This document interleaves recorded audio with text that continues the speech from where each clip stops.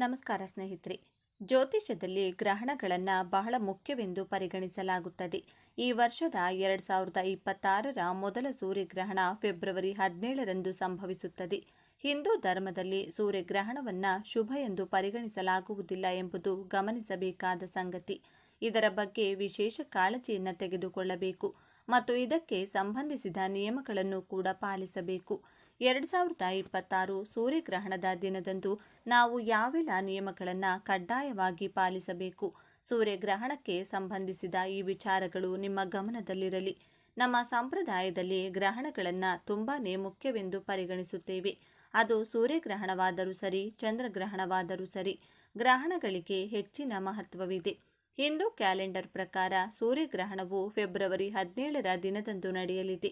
ಇದು ಅತಿ ಶಕ್ತಿಯುತವಾದ ಸೂರ್ಯಗ್ರಹಣ. ಹಾಗಾಗಿ ಸೂರ್ಯಗ್ರಹಣ ಬರುವುದಕ್ಕಿಂತ ಮುಂಚೆ ಅಥವಾ ಗ್ರಹಣದ ದಿನ, ಗ್ರಹಣ ಮುಗಿಯುವುದರೊಳಗೆ ಪ್ರತಿ ಗಂಡು ಮಗು ಇರುವ ತಾಯಿ ಕೂಡ ನಿಮ್ಮ ಮಕ್ಕಳಿಗೆ ಈ ಚಿಕ್ಕ ಪರಿಹಾರ ಮಾಡಬೇಕು. ಇಲ್ಲದಿದ್ದರೆ ಮಕ್ಕಳಿಗೆ ಕೆಲವು ದೋಷಗಳು ಹಾಗೂ ಕೇಡು ಬರುವುದಾಗಿ ಪಂಡಿತರು ಹೇಳುತ್ತಿದ್ದಾರೆ. ಇದು ನಂಬಬಹುದಾ ಇಲ್ಲವಾ, ಇದು ಬೂಟಾಟಿಕೆನಾ ಅಂತ ಯೋಚಿಸ್ತಾ ಕುಳಿತುಕೊಳ್ಳೋದಕ್ಕಿಂತ ಖರ್ಚಿಲ್ಲದೆ ಮನೆಯಲ್ಲಿ ಮಾಡುವ ಈ ಪರಿಹಾರ ನಮ್ಮ ಮಕ್ಕಳನ್ನು ಕಾಪಾಡುತ್ತದೆ. ಅಂದರೆ ತಾಯಂದಿರು ಏತಕ್ಕಾಗಿ ಯೋಚಿಸಬೇಕಲ್ವಾ? ಈ ಪರಿಹಾರಕ್ಕಾಗಿ ಹೆಚ್ಚಿನ ಹಣ ಖರ್ಚು ಮಾಡಬೇಕಾಗಿಲ್ಲ, ಮನೆಯಲ್ಲಿ ಸುಲಭವಾಗಿ ಮಾಡಿಕೊಳ್ಳಬಹುದು. ಹಾಗಾಗಿ ಪರಿಹಾರ ಯಾವ ರೀತಿ ಮಾಡಬೇಕು ಅನ್ನೋದು ಈ ವಿಡಿಯೋದಲ್ಲಿ ತಿಳಿಸಿಕೊಡ್ತೀನಿ. ಇಷ್ಟ ಇದ್ದವರು ಮಾಡಿ, ಇಲ್ಲದಿದ್ದರೆ ಬಿಡಿ. ಕೆಟ್ಟ ಕಮೆಂಟ್ಸ್ ಮಾತ್ರ ಹಾಕಬೇಡಿ. ಪರಿಹಾರ ತಿಳಿಯೋಕ್ಕೂ ಮುಂಚೆ ನೀವಿನ್ನೂ ನಮ್ಮ ಚಾನಲ್ನ ಸಬ್ಸ್ಕ್ರೈಬ್ ಮಾಡ್ಕೊಂಡಿಲ್ಲ ಅಂದರೆ ಖಂಡಿತ ಈಗಲೇ ಸಬ್ಸ್ಕ್ರೈಬ್ ಮಾಡ್ಕೊಳ್ಳಿ. ಹಾಗೆ ಈ ವಿಡಿಯೋ ಇಷ್ಟ ಆದರೆ ಮರೆಯದೆ ಒಂದು ಲೈಕ್ ಕೊಡಿ. ಎಲ್ಲರೂ ಭಕ್ತಿಯಿಂದ ಜೈ ಸೂರ್ಯದೇವ ಅಂತ ಕಮೆಂಟ್ ಮಾಡಿ. ಸ್ನೇಹಿತರೆ, ಇದು ತುಂಬ ಶಕ್ತಿಯುತವಾದ ಸೂರ್ಯಗ್ರಹಣ. ಅದರಲ್ಲೂ ಶಿವರಾತ್ರಿ ಅಮಾವಾಸ್ಯೆಯ ದಿನ ಬಂದಿದೆ. ವರ್ಷದ ಮೊದಲ ಸೂರ್ಯಗ್ರಹಣ ಫೆಬ್ರವರಿ 17, 2026ರಂದು ಸಂಭವಿಸಲಿದೆ. ಇದು ಫಾಲ್ಗುಣ ಮಾಸದ ಅಮಾವಾಸ್ಯೆಯ ದಿನವಾಗಿದ್ದು, ಇದು ಧಾರ್ಮಿಕ ಮತ್ತು ಜ್ಯೋತಿಷ್ಯ ದೃಷ್ಟಿಕೋನದಿಂದ ಮಹತ್ವದ್ದಾಗಿರುತ್ತದೆ. ಫೆಬ್ರವರಿ 17ರಂದು ಸಂಭವಿಸುವ ಸೂರ್ಯಗ್ರಹಣವು ಪ್ರಾಥಮಿಕವಾಗಿ ದಕ್ಷಿಣ ಆಫ್ರಿಕಾ, ದಕ್ಷಿಣ ಅರ್ಜೆಂಟೀನಾ ಮತ್ತು ಅಂಟಾರ್ಕ್ಟಿಕಾದ ಗೋಚರಿಸುತ್ತದೆ. ಈ ಸೂರ್ಯಗ್ರಹಣವು ಭಾರತದಲ್ಲಿ ಗೋಚರಿಸುವುದಿಲ್ಲ. ಆದ್ದರಿಂದ ಅದರ ಸೂತಕಾವಧಿಯು ಮಾನ್ಯವಾಗಿರುವುದಿಲ್ಲ. ಜ್ಯೋತಿಷ್ಯ ಶಾಸ್ತ್ರೀಯವಾಗಿ ಪರಿಣಾಮಕಾರಿಯಾಗಿರಬಹುದು. ಸೂರ್ಯಗ್ರಹಣದ ಸಮಯದಲ್ಲಿ ಸೂರ್ಯನು ಶನಿಯ ರಾಶಿಚಕ್ರ ಚಿಹ್ನೆಯಾದ ಕುಂಭ ರಾಶಿಯಲ್ಲಿರುತ್ತಾನೆ. ಅಲ್ಲಿ ಅದು ತನ್ನ ನೆರಳು ಗ್ರಹವಾದ ರಾಹು ಜೊತೆಯಲ್ಲಿರುತ್ತದೆ. ಇದು ನಕಾರಾತ್ಮಕ ಪರಿಣಾಮ ಬೀರಬಹುದು ಮತ್ತು ಕೆಲವು ಅನಗತ್ಯ ಬದಲಾವಣೆಗಳ ಸಾಧ್ಯತೆ ಇರುತ್ತದೆ. ಹಾಗಾಗಿ ಗ್ರಹಣ ಮುಗಿಯುವುದರೊಳಗೆ ಗಂಡು ಮಗು ಇರುವ ಪ್ರತಿ ತಾಯಿ ಕೂಡ ನಿಮ್ಮ ಮಕ್ಕಳಿಗೆ ಈ ಚಿಕ್ಕ ಪರಿಹಾರ ಮಾಡಿಕೊಳ್ಳಿ. ಈ ಪರಿಹಾರಕ್ಕಾಗಿ ನಮಗೆ ಬೇಯಿಸಿದ ಅನ್ನ ಬೇಕು. ಮಣ್ಣಿನ ಮಡಕೆಯಲ್ಲಿ ಅನ್ನ ಮಾಡಿದರೆ ತುಂಬ ಒಳ್ಳೆಯದು. ಸಾಧ್ಯವಾದರೆ ಒಂದು ಪುಟ್ಟ ಮಣ್ಣಿನ ಮಡಿಕೆಯನ್ನು ತಂದುಕೊಳ್ಳಿ. ಇಲ್ಲಾಂದರೆ ಹಿತ್ತಾಳೆ ಅಥವಾ ತಾಮ್ರದ ಪಾತ್ರೆಯಲ್ಲಿ ಮಾಡಿಕೊಳ್ಬಹುದು. ಇದೂ ಇಲ್ಲ ಅನ್ನೋರು ನೀವು ಪ್ರತಿದಿನ ಯಾವ ರೀತಿ ಅನ್ನ ಮಾಡ್ತೀರೋ ಅದೇ ರೀತಿ ಅನ್ನ ಮಾಡ್ಕೊಳ್ಳಿ. ಆದರೆ ತಿನ್ನೋಕೆ ಮಾಡಿದ ಅನ್ನದಲ್ಲಿ ಈ ಪರಿಹಾರ ಮಾಡಬಾರ್ದು. ಅಂದರೆ ಒಂದೇ ಸಲ ಮನೆಯೆಲ್ಲರಿಗೂ ಅನ್ನ ಮಾಡಿ ಅದರಲ್ಲಿ ಅರ್ಧ ಈ ಪರಿಹಾರಕ್ಕೆ ತಗೊಂಡು ಉಳಿದಿರೋದು ತಿನ್ನೋಕೆ ಬಳಸಬಾರ್ದು. ಹಾಗಾಗಿ ಸಪರೇಟಾಗಿ ಸ್ವಲ್ಪ ಅನ್ನವನ್ನು ಬೇಯಿಸ್ಕೊಳ್ಳಿ. ಅನ್ನ ತುಂಬಾ ಶಕ್ತಿಯುತವಾದ ಪದಾರ್ಥ. ಅನ್ನ ಅಂದರೆ ಊಟ, ಇಲ್ಲದೆ ಮನುಷ್ಯನ ಜೀವನವೇ ಇಲ್ಲ. ಅನ್ನವನ್ನು ಪರಬ್ರಹ್ಮ ಸ್ವರೂಪ ಅಂತ ಕರೀತಾರೆ. ಹಾಗಾಗಿ ಅಷ್ಟೊಂದು ಶಕ್ತಿಯುತವಾದ ಪದಾರ್ಥದಿಂದಲೇ ನಾವು ನಮ್ಮ ಮಕ್ಕಳಿಗೆ ಸೂರ್ಯಗ್ರಹಣ ಮುಗಿಯುವುದರೊಳಗೆ ದೃಷ್ಟಿ ತೆಗಿಬೇಕಾಗುತ್ತದೆ. ಈ ಪರಿಹಾರ ಯಾವ ರೀತಿ ಮಾಡಬೇಕು ಅಂದರೆ, ಮೊದಲು ಬಿಸಿ ಬಿಸಿಯಾಗಿ ಅನ್ನ ತಯಾರಿಸಿಕೊಂಡು ಅದನ್ನು ಆರಲು ಬಿಟ್ಟು ಬಿಡಿ. ಅನ್ನ ಆರಿದ ಮೇಲೆ ಅದನ್ನು 4 ಭಾಗಗಳಾಗಿ ಸಪರೇಟ್ ಮಾಡಿ ನಾವು ಆ 4 ಭಾಗಗಳಿಗೆ 4 ಬಣ್ಣಗಳನ್ನು ಬೆರೆಸಬೇಕು. ಇದರಿಂದ ನಮ್ಮ ಮಕ್ಕಳಿಗೆ ದೋಷ ನಿವಾರಣೆಯಾಗುತ್ತದೆ. ಮುಖ್ಯವಾಗಿ ಗ್ರಹಣದಿಂದ ಬರುವ ದೋಷಗಳು ಬರದೇ ಇರುತ್ತದೆ. ಈಗ ನೀವು ಸಪರೇಟ್ ಆಗಿ ಇಟ್ಕೊಂಡಿರುವಂಥ 4 ಅನ್ನದ ಉಂಡೆಗಳಿಗೆ ಅಥವಾ ಭಾಗಗಳಿಗೆ ಒಂದು ಭಾಗಕ್ಕೆ ಅರಿಶಿನ ಬೆರೆಸಿ ಅದನ್ನು ಉಂಡೆ ಕಟ್ಟಿ ಪಕ್ಕಕ್ಕಿಡಿ.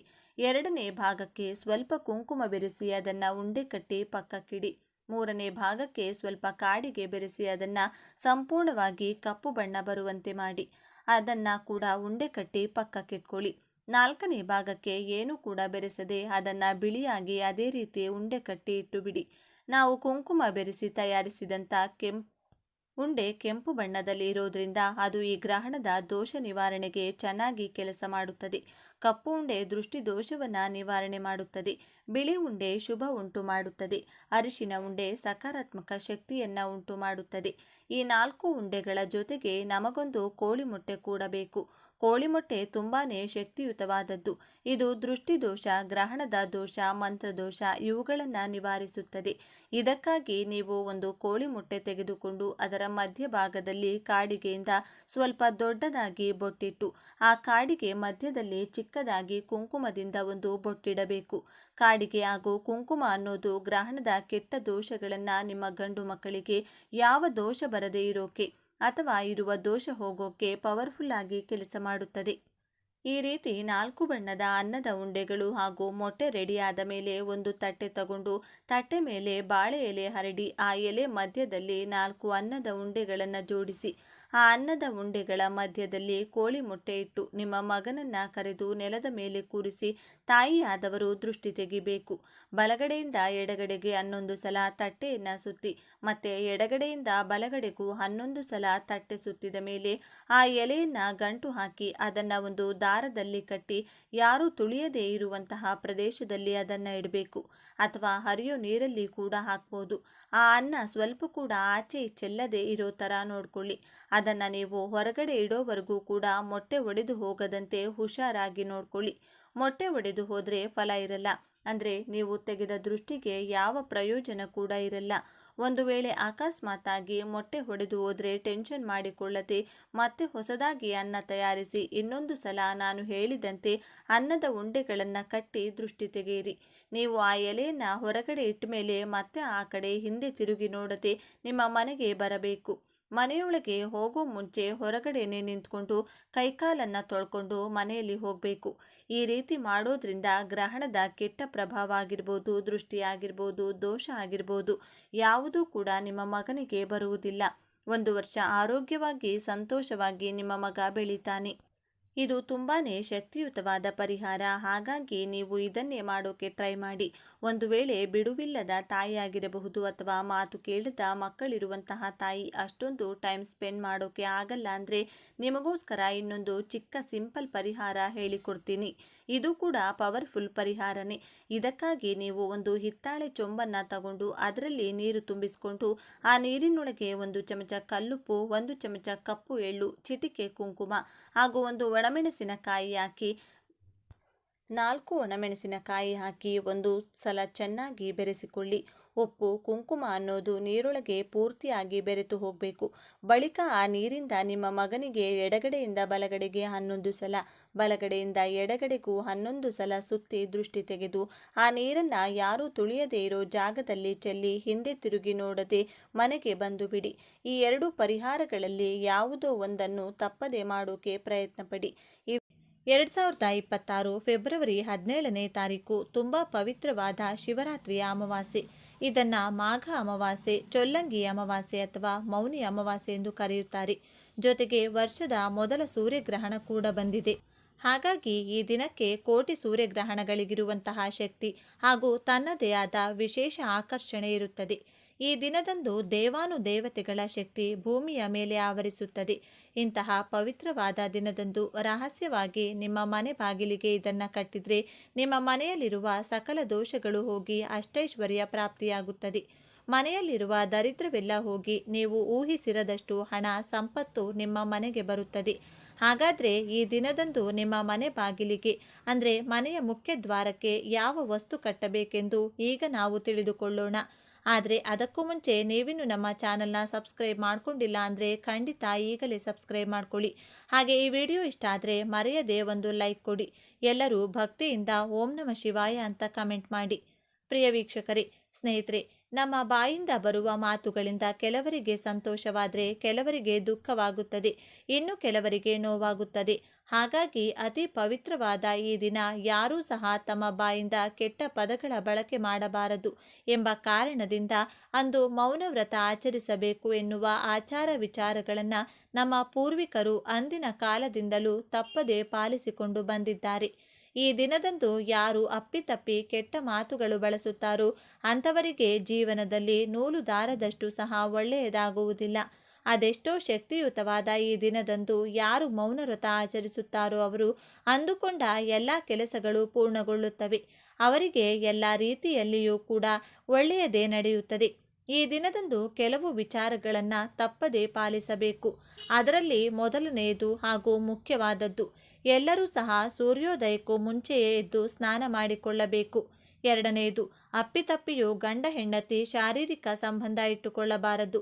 ಯಾಕೆಂದರೆ ಈ ದಿನ ಒಂದು ವೇಳೆ ಗಂಡ ಹೆಂಡತಿ ಕೂಡಿದ್ರೆ ಅವರಿಗೆ ಹುಟ್ಟುವಂತಹ ಮಗು ಅಂಗವಿಕಲತೆ ಅಥವಾ ರಾಕ್ಷಸ ಬುದ್ಧಿ ಅಥವಾ ವಿಕೃತ ಮನಸ್ಸಿನ ಮಗು ಜನಿಸುತ್ತದೆ. ಆದ್ದರಿಂದ ಈ ದಿನ ಇನ್ನೊಂದು ವಿಶಿಷ್ಟತೆ ಕೂಡ ಇದೆ. ಅಂದರೆ ನಮ್ಮ ಪಿತೃಗಳನ್ನು ಅಥವಾ ಪೂರ್ವಿಕರನ್ನ ಮೆಚ್ಚಿಸುವ ದಿನವಂತೆ.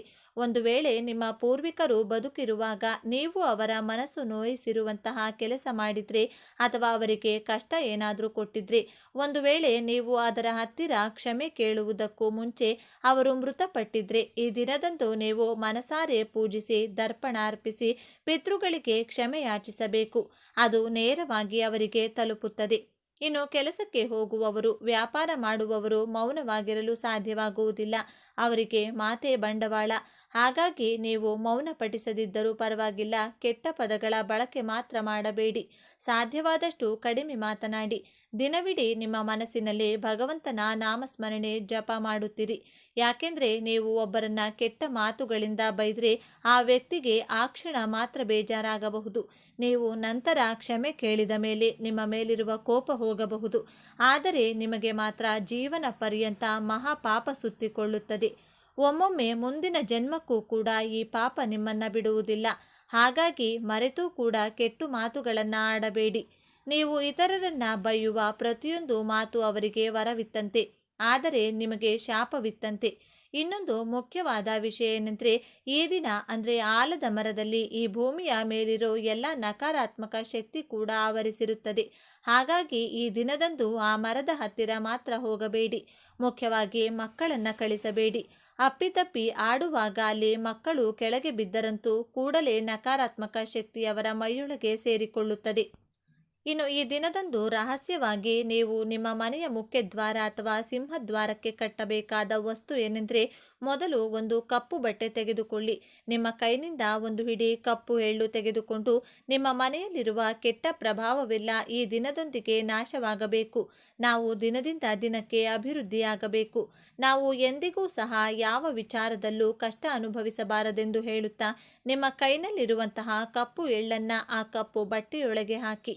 ಆ ನಂತರ ಬಿಲ್ವ ಮರದ 7 ಬೀಜಗಳನ್ನು ತೆಗೆದುಕೊಳ್ಳಿ. ಇದಕ್ಕಾಗಿ ನೀವು 7 ಬಿಲ್ವದ ಹಣ್ಣನ್ನು ತೆಗೆದುಕೊಂಡ್ರೆ ಸಾಕು. ಒಳಗೆ ನಿಮಗೆ ಬೇಕಾದಷ್ಟು ಬೀಜಗಳು ಸಿಗುತ್ತವೆ. ಒಂದು ಬಿಲ್ವ ಹಣ್ಣಿನಿಂದ 7 ಬೀಜಗಳನ್ನು ತೆಗೆದುಕೊಳ್ಳಿ. ಅದರ ಪ್ರಕಾರ 7 ಬಿಲ್ವ ಹಣ್ಣುಗಳಿಂದ 7 ಬೀಜಗಳಂತೆ ತೆಗೆದುಕೊಳ್ಳಿ. ಕಪ್ಪು ಬೀಜಗಳಿದ್ರೆ ತುಂಬ ಉತ್ತಮ. ಒಂದು ವೇಳೆ ಕಪ್ಪು ಬೀಜವಿರುವ ಬಿಲ್ವ ಮರದ ಹಣ್ಣು ಸಿಗದೇ ಇದ್ದಲ್ಲಿ ಬಿಳಿ ಬೀಜವಿರುವ ಹಣ್ಣಿದ್ದರೂ ಪರವಾಗಿಲ್ಲ. ಕಪ್ಪು ಎಳ್ಳು ಹಾಗೂ ಒಂದು ಹಣ್ಣಿನಲ್ಲಿ 7 ಬಿಲ್ವ ಬೀಜಗಳಂತೆ 49 ಬಿಲ್ವ ಬೀಜಗಳನ್ನು ಆ ಕಪ್ಪು ಬಟ್ಟೆಯೊಳಗೆ ಹಾಕಿ ಗಂಟು ಕಟ್ಟಿ ನಿಮ್ಮ ಮನೆಯ ಬಾಗಿಲಿಗೆ ಕಟ್ಟಬೇಕು. ನೀವು ಈ ಪರಿಹಾರ ಮಾಡುವಾಗ ನಿಮ್ಮ ಮನೆಯವರಾಗಲಿ ಅಕ್ಕಪಕ್ಕದ ಮನೆಯವರಾಗಲಿ ಯಾರೊಬ್ಬರೂ ನೋಡಬಾರದು. ಈ ವಸ್ತುವನ್ನು ಕಟ್ಟಿದ ನಂತರ ಯಾರಾದರೂ ನೋಡಬಹುದು. ಇದರಿಂದ ನಿಮಗೆ ನಿಮ್ಮ ಮನೆಗೆ ನಾಟಿರುವಂಥ ಕೆಟ್ಟ ದೃಷ್ಟಿ ಹೋಗುತ್ತದೆ. ಒಂದು ವೇಳೆ ಮನೆಗೆ ಬಂದ ಅತಿಥಿಗಳು ಯಾರಾದರೂ ಅದನ್ನು ನೋಡಿದರೆ ಅವರ ಕೆಟ್ಟ ದೃಷ್ಟಿ ಅದು ಕೇಂದ್ರೀಕರಿಸುತ್ತದೆ. ಇದನ್ನು 1 ವರ್ಷದ ಹಾಗೆ ಬಿಡಬೇಕು. 1 ವರ್ಷವಾದ ನಂತರ ಈ ಗಂಟನ್ನು ಹರಿಯುವ ನೀರಿನಲ್ಲಿ ಹಾಕಿ ಮತ್ತೆ ಹೊಸದಾಗಿ ಇದನ್ನು ತಯಾರಿಸಿ ಕಟ್ಟಬಹುದು. ಆದರೆ ಈ ರೀತಿ ಮಾಡೋದ್ರಿಂದ ನಿಮ್ಮ ಮನೆಯಲ್ಲಿ ನಕಾರಾತ್ಮಕ ಶಕ್ತಿ ಎಂದಿಗೂ ಬರುವುದಿಲ್ಲ. ಒಂದು ವೇಳೆ ಈಗಾಗಲೇ ನಿಮ್ಮ ಮನೆಯಲ್ಲಿ ನಕಾರಾತ್ಮಕ ಶಕ್ತಿ ಇದ್ರೂ ಸಹ ನಿವಾರಣೆಯಾಗುತ್ತದೆ. ಈ ಪ್ರಯೋಗದ ನಂತರ ನೀವು ಮುಟ್ಟಿದ್ದೆಲ್ಲವೂ ಚಿನ್ನವಾಗುತ್ತದೆ. ಅಂದರೆ ಸಕ್ಸಸ್ ಅನ್ನೋದು ನಿಮ್ಮ ಮನೆಯ ಬಾಗಿಲಿನಲ್ಲೇ ಕಾಯುತ್ತಿರುತ್ತದೆ. ನೀವು ದಿನೇ ದಿನೇ ಅಭಿವೃದ್ಧಿಯಾಗುತ್ತೀರಿ. ನಿಮ್ಮ ಮನೆಯಲ್ಲಿ ನೆಮ್ಮದಿಯ ವಾತಾವರಣ ಮೂಡುತ್ತದೆ. ಇನ್ನು ಅತ್ಯಂತ ಶ್ರೇಷ್ಠ ಹಾಗೂ ಪವಿತ್ರವಾದ ಈ ದಿನದಂದು ದೇವಾನುದೇವತೆಗಳು ಶಿವಕೇಶವರ ಸಮೇತ ಈ ದಿನ ಭೂಲೋಕ ಸಂಚಾರಕ್ಕೆ ಬರುತ್ತಾರೆ. ಈ ದಿನದಂದು ಮನೆಯಲ್ಲಿ ಮಕ್ಕಳಿದ್ದವರು ಮಕ್ಕಳ ಭವಿಷ್ಯದಲ್ಲಿ ಯಾವುದೇ ತೊಂದರೆಗಳನ್ನು ಬರಬಾರದೆಂದರೆ, ದೋಷಗಳು ಬರದೆ ಅವರ ವಿದ್ಯೆ, ಉದ್ಯೋಗ, ಸಾಂಸಾರಿಕ ಜೀವನದಲ್ಲಿ ಸುಖವನ್ನು ಕಾಣಲು 1 ರೂಪಾಯಿ ನಾಣ್ಯದಿಂದ ಈ ಕೆಲಸವನ್ನು ಮಾಡಬೇಕು. ಏನು ಮಾಡಬೇಕು ಅಂದರೆ ಈ ದಿನದಂದು ಸಂಜೆ ಸಮಯದಲ್ಲಿ ಎತ್ತವರು ಅಂದರೆ ಮಕ್ಕಳ ತಾಯಿ ಈ ಕೆಲಸವನ್ನು ಮಾಡಬೇಕು. ತಾಯಿ ಇಲ್ಲ ಅಥವಾ ತಾಯಿಯು ಮುಟ್ಟಾಗಿದ್ದರೆ ಮಕ್ಕಳ ತಂದೆ ಈ ಕೆಲಸವನ್ನು ಮಾಡಬೇಕು. ನಿಮ್ಮ ಮನೆಯ ತುಳಸಿ ಗಿಡದ ಮುಂದೆ 2 ವೀಳ್ಯದೆಲೆಯನ್ನು ಇಟ್ಟು ಅದರ ಮೇಲೆ ₹1 ನಾಣ್ಯವನ್ನು ಇಡಬೇಕು. ನಿಮ್ಮ ಮನೆಯಲ್ಲಿ ಹಳೆಯ ಕಾಲದಲ್ಲಿ ಸಿಗುತ್ತಿದ್ದಂಥ ಪೈಸೆಗಳು ನಾಣ್ಯ ಇದ್ದರೆ ಇಡಿ, ಇಲ್ಲಾಂದರೆ ₹5 ನಾಣ್ಯ ಅಥವಾ ₹1 ನಾಣ್ಯವನ್ನು ಇಟ್ಟು ಆ ನಾಣ್ಯವನ್ನೇ ನವಗ್ರಹಗಳಲ್ಲಿ ಸಾಕ್ಷಾತ್ ಚಂದ್ರನ ಸ್ವರೂಪವಾಗಿ ಭಾವಿಸಬೇಕು. ಆ ನಾಣ್ಯಕ್ಕೆ ಗಂಧ ಕುಂಕುಮದ ಬೊಟ್ಟನ್ನಿಟ್ಟು ಅಕ್ಷತೆ ಹಾಗೂ ಪುಷ್ಪಗಳಿಂದ ಪೂಜಿಸಬೇಕು. ಆ ನಾಣ್ಯದ ಸುತ್ತ ಮಣ್ಣಿನ ದೀಪಗಳನ್ನು ಇಡಬೇಕು. ಇನ್ನು ಸಾಧ್ಯವಾಗುತ್ತದೆ ಎಂದರೆ ನೆಲ್ಲಿಕಾಯಿ ದೀಪಾರಾಧನೆಯ ಮಾಡಿ 365 ಬತ್ತಿಗಳ ದೀಪಗಳನ್ನು ಬೆಳಗಿಸಿ ನಂತರ ಒಂದೊಂದು ಪುಷ್ಪಗಳನ್ನು ನಾಣ್ಯದ ಮೇಲೆ ಹಾಕುತ್ತಾ ಓಂ ನಮ ಶಿವಾಯ ಎಂದು 21 ಬಾರಿ ಹೇಳಿಕೊಳ್ಬೇಕು. ನಂತರ ಕರ್ಪೂರದ ಆರತಿ ಧೂಪಗಳಿಂದ ಪೂಜಿಸಿ ಬಾಳೆಹಣ್ಣು ಹಾಲಿಗೆ ಕಲ್ಲು ಸಕ್ಕರೆ ಕರಿಬೆರೆಸಿ ನೈವೇದ್ಯವನ್ನ ಮಾಡಿ ಮಕ್ಕಳಿಗೆ ಪೂಜೆಯ ನಂತರ ಆ ಪ್ರಸಾದವನ್ನು ತಿನ್ನಲು ನೀಡಿ. ಪೂಜೆಯ ಬಳಿಕ ಆ ನಾಣ್ಯವನ್ನು ತಿನ್ನಲು ನೀಡಿ. ಪೂಜೆಯ ಬಳಿಕ ಆ ನಾಣ್ಯವನ್ನು ಹಾಗೂ ಅಕ್ಷತೆಯನ್ನು ಮಕ್ಕಳು ಓದುವಂತಹ ಕೋಣೆಯಲ್ಲಿ ಅಥವಾ ಅವರು ಮಲಗುವಂಥ ಜಾಗದಲ್ಲಿ ಭದ್ರವಾಗಿ ಎತ್ತಿಡಬೇಕು. ಈ ದಿನ ಮಕ್ಕಳ ತಾಯಿ ಈ ಕೆಲಸ ಮಾಡಿ ಚಂದ್ರದೇವರನ್ನ ನೆನೆದರೆ ತಾಯಿಯಿಂದ ಮಕ್ಕಳ ಜೀವನ ಉದ್ಧಾರವಾಗುತ್ತದೆ. ಆ ಮಕ್ಕಳಿಗೆ ಭವಿಷ್ಯದಲ್ಲಿ ಯಾವುದೇ ದೊಡ್ಡ ಸಮಸ್ಯೆಗಳು ಬರುವುದಿಲ್ಲ. ವಿದ್ಯೆ ಉದ್ಯೋಗ ವ್ಯಾಪಾರ ಅವರು ಏನೇ ಮಾಡಲಿ ಯಶಸ್ಸು ಕಾಣುತ್ತಾರೆ, ಅಷ್ಟೈಶ್ವರ್ಯವನ್ನು ಪಡೆಯುತ್ತಾರೆ. ಪೂಜೆಯೆಲ್ಲ ಆದ ಮೇಲೆ ಒಂದು ಚೊಂಬಿನಲ್ಲಿ ಬಿಳಿ ಬಣ್ಣದ ಹೂಗಳು ಹಾಗೂ ಅಕ್ಷತೆಯನ್ನು ಹಾಕಿ ಚಂದ್ರದೇವನ ಕಡೆ ನೋಡುತ್ತಾ ಕೆಳಗಡೆ ಒಂದು ಪಾತ್ರೆಯನ್ನು ಇಟ್ಟು ಆ ಪಾತ್ರೆಗೆ ಆ ನೀರನ್ನು ಹಾಕಬೇಕು. ಅಂದರೆ ಚಂದ್ರದೇವನಿಗೆ ನೀರು ನೀಡಬೇಕು. ಕೆಳಗೆ ಪಾತ್ರೆಗೆ ಹಾಕಿದ್ದ ನೀರನ್ನು ಯಾವುದಾದರೂ ಗಿಡಕ್ಕೆ ಹಾಕಬೇಕು. ಈ ದಿನದಂದು ವೈಕುಂಠದಿಂದ ಸಾಕ್ಷಾತ್ ಮಹಾಲಕ್ಷ್ಮಿ ಹಾಗೂ ಮಹಾವಿಷ್ಣು ದೇವರು ದೇವಾನುದೇವತೆಗಳ ಜೊತೆಗೂಡಿ ಅರಳಿ ಮರದ ಮೇಲೆ ಬಂದು ಕೂರುತ್ತಾರೆಂದು ನಮಗೆ ಪೌರಾಣಿಕ ಗ್ರಂಥಗಳಲ್ಲಿ ತಿಳಿಸಿಕೊಟ್ಟಿದ್ದಾರೆ. ಆದ್ದರಿಂದ ಈ ದಿನದಂದು ಬೆಳಿಗ್ಗೆ 10 ಗಂಟೆಗೆ ಸರಿಯಾಗಿ ಅರಳಿ ಮರದ ಬಳಿ ಹೋಗಿ ಆ ಮರದಲ್ಲಿ ಮಹಾಲಕ್ಷ್ಮಿ ವೆಂಕಟೇಶ್ವರ ಸ್ವಾಮಿ ಶಕ್ತಿ ಇರುತ್ತದೆ.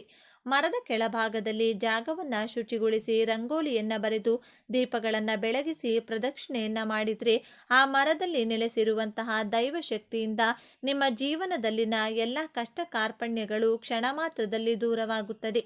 ಹಾಗೆಯೇ ಹುಟ್ಟಿದಾಗಿನಿಂದಲೂ ಜೀವನ ದಾರಿದ್ರ್ಯದಿಂದ ತುಂಬಿ ಹೋಗಿದ್ರೆ ಏನು ಮಾಡಿದರೂ ಹಣ ಏಳಿಗೆ ಆಗ್ತಿಲ್ಲ, ಎಲ್ಲ ಕಡೆಯಿಂದ ಸೋತು ಒಂದೊಂದು ರೂಪಾಯಿಗೂ ಕಷ್ಟಪಡ್ತಾ ಇದ್ರಿ, ನಿಮ್ಮ ಸಾಲ ಹಣ ಉದ್ಯೋಗ ವ್ಯಾಪಾರದ ಸಮಸ್ಯೆ ದೂರವಾಗಲು ನಕ್ಷತ್ರ ದೋಷದಿಂದ ಮೊದಲು ಮುಕ್ತರಾಗಬೇಕು. ನಕ್ಷತ್ರ ದೋಷ ಅಂದರೆ ಏನು ಅಂತಲೇ ಕೆಲವರಿಗೆ ಗೊತ್ತಿರೋದಿಲ್ಲ. ಅಂಥವರು ನಕ್ಷತ್ರ ದೋಷ ಇರಲಿ ಇಲ್ಲದಿರಲಿ ಈ ದೀಪವನ್ನು ಬೆಳಗಿಸಬೇಕು. ದೇಗುಲದಲ್ಲಾಗಿರಬಹುದು ಮನೆಯಲ್ಲಾಗಿರಬಹುದು ಈ ದೀಪಾರಾಧನೆಯನ್ನು ಮಾಡಬೇಕು. ಶಿವನ ದೇಗುಲ ವಿಷ್ಣು ದೇಗುಲದಲ್ಲಾಗಿರಬಹುದು ನಿಮ್ಮ ಮನೆಯಲ್ಲಿ ತುಳಸಿ ಗಿಡದ ಮುಂದಾಗಲಿ ಬೆಳಗಿಸಬೇಕು. ಏನು ಮಾಡಬೇಕು, ಅಕ್ಕಿ ಹಿಟ್ಟಿನಿಂದ ನಕ್ಷತ್ರದ ಆಕಾರವನ್ನು ಅಥವಾ ನಕ್ಷತ್ರದ ರಂಗೋಲಿಯನ್ನು ದೊಡ್ಡದಾಗಿ ಬರೆಯಬೇಕು. ಆ ರಂಗೋಲಿಯಲ್ಲಿ 27 ಚುಕ್ಕಿಗಳ ಇರಬೇಕು ಅಥವಾ ನಕ್ಷತ್ರ ಬರೆದ ಮೇಲೆ ನಕ್ಷತ್ರದ ಸುತ್ತಲೂ 27 ಬಿಂದುಗಳನ್ನು ಬರೆಯಬೇಕು. ಆ ಬಿಂದುಗಳ ಬಳಿ ಚಿಕ್ಕ ಚಿಕ್ಕ 27 ಮಣ್ಣಿನ ದೀಪವನ್ನು ಬೆಳಗಿಸಬೇಕು. ಇದನ್ನೇ ನಕ್ಷತ್ರ ದೀಪ ಎಂದು ಕರೆಯುತ್ತಾರೆ. ಅನುಕೂಲ ಇದೆ ಅಂದರೆ ನೆಲ್ಲಿಕಾಯಿ ನಮಗೆ ಸಿಗುತ್ತೆ ಅಂದರೆ 27 ನೆಲ್ಲಿಕಾಯಿ ದೀಪವನ್ನು ಇಡಿ, ಇಲ್ಲ ಹಿಟ್ಟಿನಿಂದ ತಯಾರಿಸಿದ ದೀಪವನ್ನು ಬೆಳಗಿಸಿ. ಏನೂ ಕೂಡ ಸಾಧ್ಯವಾಗೋದಿಲ್ಲ ಅಂದರೆ ಮಣ್ಣಿನ ದೀಪಗಳನ್ನೇ ಇಡಿ. ಈ ದೀಪವನ್ನು ಬೆಳಗಿಸೋದ್ರಿಂದ ಮನೆ ಮಂದಿಗೆಲ್ಲ ಇರುವಂಥ ಜಾತಕ ದೋಷ ನಕ್ಷತ್ರ ದೋಷಗಳೆಲ್ಲ ದೂರವಾಗ್ತಾ ಹೋಗುತ್ತೆ. ಕೆಲಸ ಸಿಗ್ತಾ ಇಲ್ಲ ಗುರುಗಳೇ, ಸಾಲ ತೀರ್ತಾ ಇಲ್ಲ, ವಿದ್ಯೆ ತಲೆಗೆ ಹತ್ತುತ್ತಿಲ್ಲ, ಸರ್ಕಾರಿ ಕೆಲಸಕ್ಕೆ ಟ್ರೈ ಮಾಡ್ತಾ ಇದ್ದೀನಿ, ಯಾವುದೋ ಭೂಮಿಯನ್ನು ಸೇಲ್ ಮಾಡಬೇಕಿತ್ತು, ಮನೆಯನ್ನು ಕಟ್ಟಿಸಬೇಕಿತ್ತು, ಯಾವ ಕೆಲಸಗಳು ಆಗ್ತಿಲ್ಲ, ಆರೋಗ್ಯ ಸರಿ ಇಲ್ಲ. ಅದೇನೇ ಇರಲಿ ಈ ಒಂದು ಶಕ್ತಿಯುತವಾದ ದೀಪವನ್ನು ಈ ದಿನ ಬೆಳಗಿಸಿ ಆಮೇಲೆ ನಿಮ್ಮ ಕೆಲಸಗಳು ಯಾವ ರೀತಿ ಆಗುತ್ತೆ ಅಂತ ನೀವೇ ನೋಡಿ. ಇವೆಲ್ಲವನ್ನ ಮಾಡಲು ಸಾಧ್ಯವಾಗೋದಿಲ್ಲ ಅಂದರೆ ಕೊನೆಯ ಪಕ್ಷ ಶಿವ ಹಾಗೂ ವಿಷ್ಣು ದೇಗುಲದಲ್ಲಿ ದೀಪಾರಾಧನೆ ಮಾಡಿ ಶಿವಕೇಶವರ ದರ್ಶನವನ್ನ ಮಾಡಿ ಮನೆಗೆ ಬನ್ನಿ. ಅಲ್ಲಿ ಬೇರೆಯವರು ಹಚ್ಚಿದ ದೀಪ ಆರಿದರೆ ಅದನ್ನು ನಿಮ್ಮ ಕೈನಿಂದ ಬೆಳಗಿಸಿ. ಹಾಗೆ ಮರೆಯದೆ ಆಂಜನೇಯನ ದರ್ಶನ ಮಾಡಿ. ಇದರಿಂದ ವರ್ಷ ಪೂರ ಆಂಜನೇಯನ ಅನುಗ್ರಹ ರಕ್ಷಣೆ ನಿಮ್ಮ ಮೇಲಿರುತ್ತದೆ. ಈ ದಿನ ತಾಂಬೂಲ ದಾನ ಮಾಡಿದರೆ ಭೂಲಾಭ ಉಂಟಾಗುತ್ತದೆ. ನೆಲ್ಲಿಕಾಯಿ ದಾನ ಮಾಡಿದರೆ ಜಾತಕ ದೋಷ ದಾರಿದ್ರ್ಯ ದೋಷಗಳು ದೂರವಾಗುತ್ತದೆ ಎಂದು ಸ್ಕಂದ ಪುರಾಣದಲ್ಲಿ ತಿಳಿಸಿದ್ದಾರೆ. ದೀಪದಾನಗಳನ್ನು ಈ ದಿನ ಮಾಡುವುದು ತುಂಬ ವಿಶೇಷ. ಪ್ರಿಯ ವೀಕ್ಷಕರೇ, ಈ ಮಾಹಿತಿ ನಿಮಗೆ ಇಷ್ಟ ಆಗಿದೆ ಎಂದು ನಾನು ಭಾವಿಸ್ತೇನೆ. ಈ ಮಾಹಿತಿ ಇಷ್ಟ ಆಗಿದ್ರೆ ಲೈಕ್ ಮಾಡಿ, ಶೇರ್ ಮಾಡಿ. ಇಂಥ ಇನ್ನೂ ಹೆಚ್ಚಿನ ಉತ್ತಮ ಮಾಹಿತಿಗಳಿಗಾಗಿ ತಪ್ಪದೇ ನಮ್ಮ ಚಾನೆಲ್ನ ಸಬ್ಸ್ಕ್ರೈಬ್ ಮಾಡ್ಕೊಳ್ಳಿ. ನಾಳೆ ಮತ್ತೊಂದು ವಿಡಿಯೋದೊಂದಿಗೆ ಪುನಃ ಭೇಟಿಯಾಗೋಣ. ಎಲ್ಲರಿಗೂ ಧನ್ಯವಾದಗಳು.